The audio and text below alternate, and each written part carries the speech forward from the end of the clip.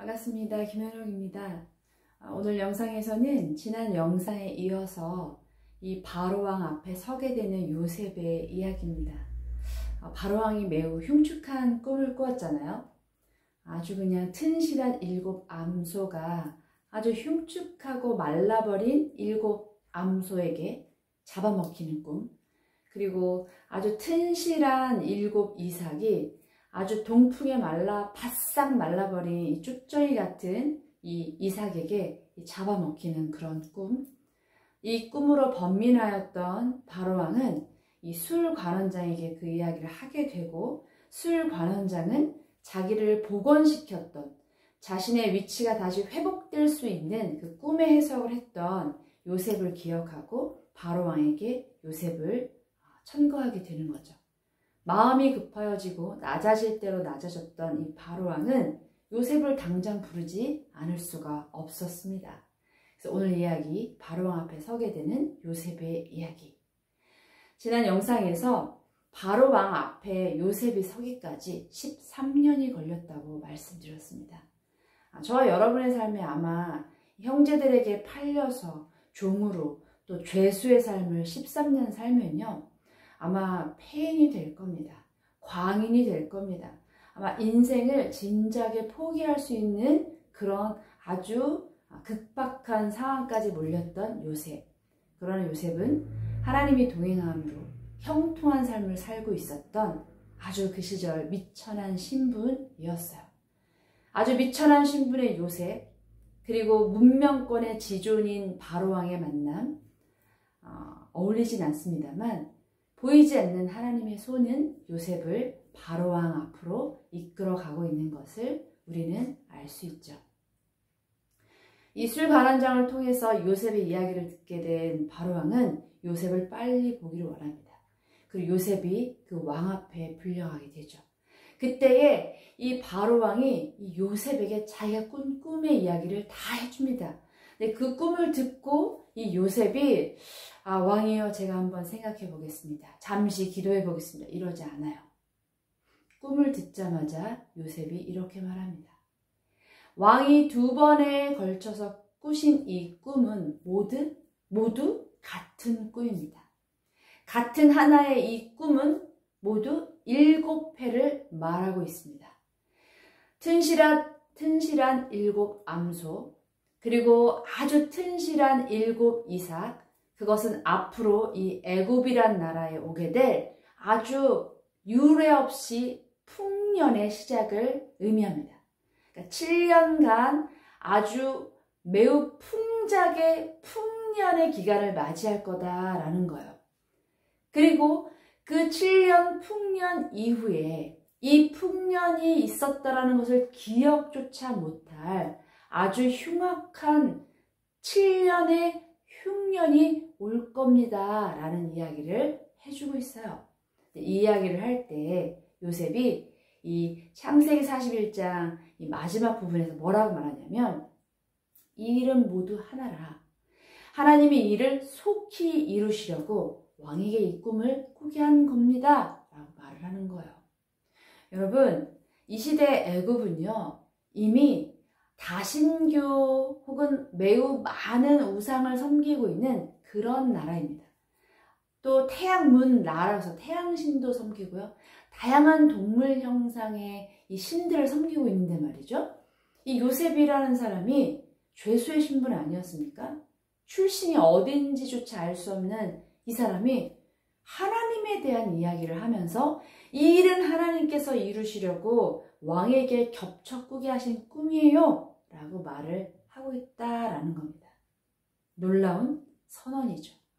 왕 앞에서 머리조차 들 수 없는 그런 미천한 신분의 요셉이 매우 간곡하고, 그리고 이 바로왕이 들을 때 그렇구나 라는 마음이 들게끔 이미 이 이야기를 하고 있습니다. 그리고 뭐라고 말합니까? 이 일을 하나님이 속히 이룰 것인데 이 7년의 풍년을 기억 못할 이 7년의 흉년을 준비하십시오 라는 겁니다. 여러분, 아무리 애굽이 이 당시에 문명의 나라였다 할지라도요, 지금도 기근이라는, 가뭄이라는 이런 오랜 흉년의 기간이 길잖아요. 나라가 위태합니다. 그리고 이 시절 고대 시대 아니에요? 문명이 사라질 수도 있는 아주 이 백성들의 이 생명을 위협하고 그들의 삶의 어떤 터전을 위협할 만한 이 애굽이란 나라를 흔들 뿐만 아니라 애굽이란 나라가 사라질 수도 있을 정도의 아주 그런 흉년입니다. 기근을 준비해야만 하는 거예요. 그래서 이 꿈의 해석만 할 뿐만 아니라 이 꿈에 대한 솔루션도 이제 요셉이 말을 하는 거예요. 그것은 무엇이에요? 왕이여 그러니 이 7년의 풍년 동안 준비하십시오. 모든 각 고을마다 모든 그 풍년으로 이렇게 풍작이 이루어진 그 농작물에 대하여 5분의 1을 거두십시오. 그리고 모든 지역마다 거두어서 창고에 그것을 7년 동안 차곡차곡 쌓아 두셔서 이 이후에 있을 7년 흉년을 대비하십시오. 그리고 지혜로운 사람을 세우시고 각 고을마다 감독관을 세우셔서 이 일을 감독하게 하십시오. 그러면 이 흉년을 대비할 수 있을 겁니다. 라는 겁니다. 여러분 너무 지혜롭죠? 여러분이 들을 때도 요셉의 이야기가 너무나 합당한 이야기가 아닙니까? 풍년의 시기에 전체 풍작된 그 양의 5분의 1을 거두는 거예요. 그래서 그 거둔 것을 이것이 상하거나 썩지 않게 잘 보관을 해 두었다가 흉년의 시기에 이것이 7년 동안 쌓아놓은 작물이 아닙니까? 그러면 이 흉년에 대비해서 이것을 각 고을마다 조금씩 나누어서 그 백성들도 먹고 그럼 나라도 흔들리지 않을 수 있는 매우 중요한 일인 것이죠. 자, 어떻게 되었을까요? 바로왕이 이 이야기를 듣자마자 그 지혜로운 사람은 바로 너다. 네가 이 모든 것을 감독하고 지시하여라. 이제부터 너는 내가 앉아있는 이 자리를 제외하고는 네가 제일 먼저 이것을 다스릴 자다 하면서 자기의 인장 반지를 빼어줍니다. 고대 시대에는 왕의 이 인장 반지가 곧 모든 문서에 도장을 찍는 어떻게 표현할까요? 우리나라 옥새 같은 그런 역할이거든요. 그런데 왕이 자기의 인장 반지를 빼어서 바로에게 껴주는 겁니다. 그리고 바로를 무엇하는 거예요? 왕 다음 치리자로 삼는 겁니다.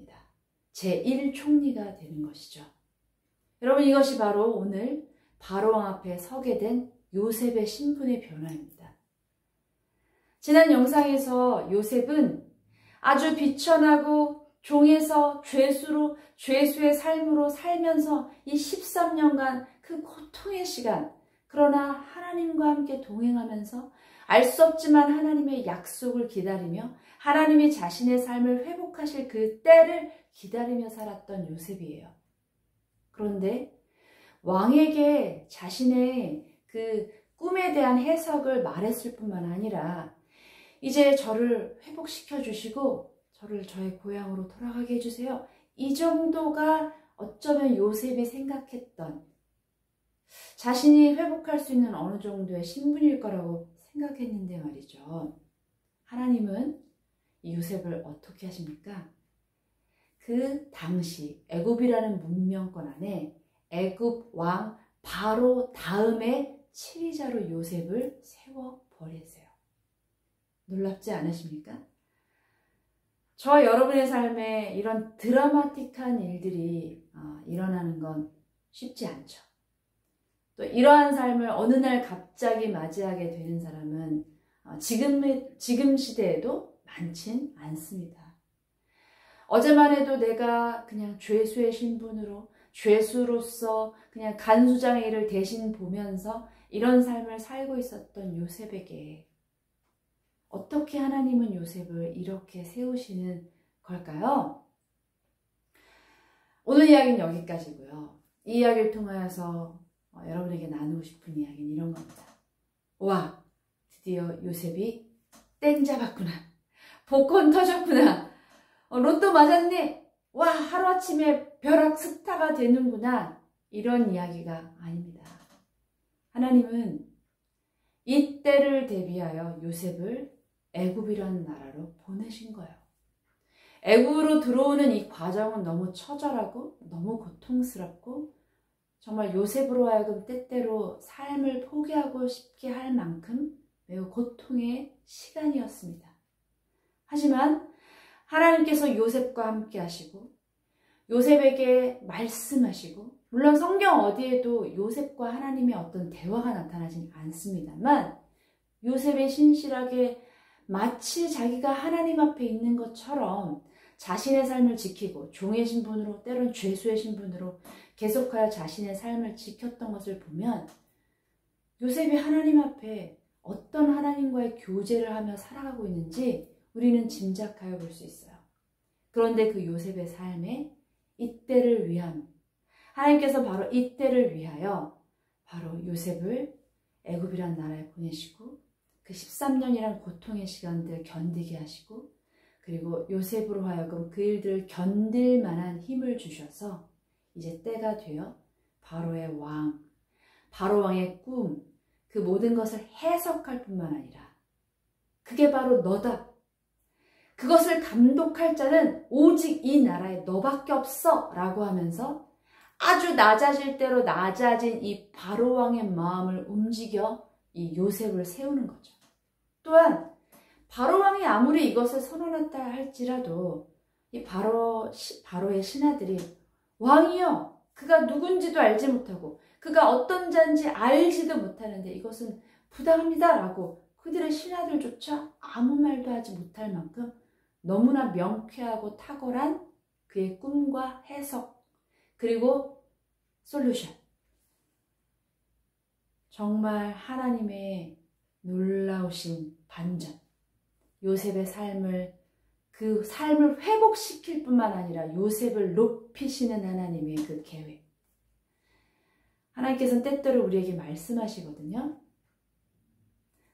아주 낮추어 있을 우리의 삶에 대하여 우리가 어떤 삶 속에 낮아짐을 통하여 하나님은 말씀하세요. 때가 되면 너희를 높이시리라. 하나님이 높이시면 이렇게 높이십니다. 하나님이 회복하시면 이렇게 회복하시는 거예요. 아마도 저와 여러분의 삶에 요셉과 같은 드라마틱한 반전의 그런 삶에 그런 회복은 아니다 할지라도 또 아직 그런 삶이나 그런 회복을 경험하시지 못한 여러분이라 할지라도 우리가 기대해 볼 만하지 않겠습니까? 이 요셉이란 삶이 매우 비천하고 비참하고 고통스러웠는데 그가 신실하게 하나님과 함께 살아가는 그때 결국 하나님은 요셉이란 사람을 높이시는구나. 나의 삶에도 그런 일이 일어나면 좋겠다. 우리가 소망하는 거죠. 믿음을 가져보는 거죠. 또한 그러한 일을 겪어본 적이 있으시고 또 그러한 삶에 이미 삶을 살고 있는 분들은 그것이 무엇인지 아시기 때문에 더 하나님에 대한 믿음과 신뢰를 갖게 되는 것 아닐까요? 정말 너무 신이 납니다. 이 요셉의 삶을 회복시키시는 이 하나님의 방법, 그리고 그 총리가 되어서 이 애굽왕 그 다음 치리자가 되는 요셉의 삶을 볼 때 저는 너무나 놀랍습니다. 요셉이 총리가 되어서 그날 밤을 보내지 않았겠습니까? 그 다음날 자신이 눈을 떴을 때 야호! 내가 드디어 총리가 되었다! 이러면서 요셉이 잠에서 깨었을 것 같지 않습니다. 아마도 죄수의 삶에서 눈을 뜨듯이 눈을 떴겠죠. 그리고 막 갑자기 옷을 입는 건데 보니까 너무 화려한 자신의 침실 배경을 보면서 생각했죠. 맞다. 내가 애굽이란 나라의 총리가 되었지. 하나님은 나를 이렇게 높이셨지. 그렇게 요셉이 고백하지 않았을까 싶습니다. 오늘 영상 들어주셔서 감사하고요. 저와 여러분의 삶에 이 요셉에게 일어나는 이런 놀라운 그 회복이 다시 한번 있기를 축복합니다. 감사합니다.